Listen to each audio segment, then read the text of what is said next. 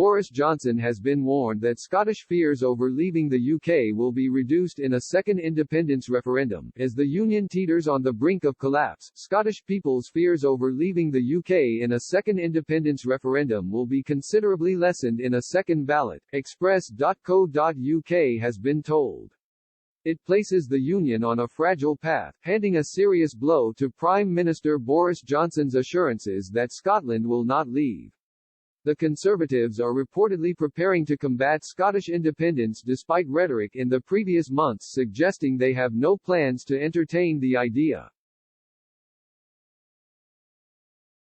Yesterday, it was announced that Westminster would move at least 500 civil service cabinet office jobs to Glasgow by 2024.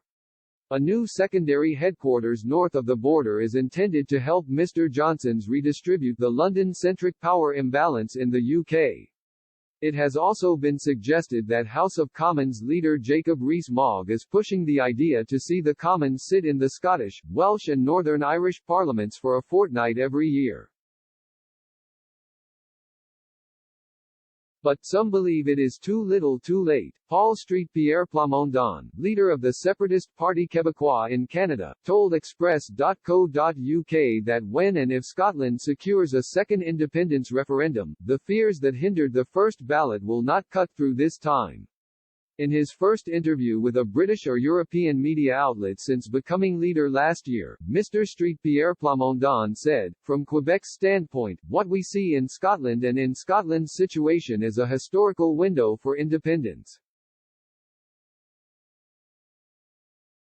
Something we saw between the first and the second referendums in Quebec was that the argument of fear was less effective the second time round.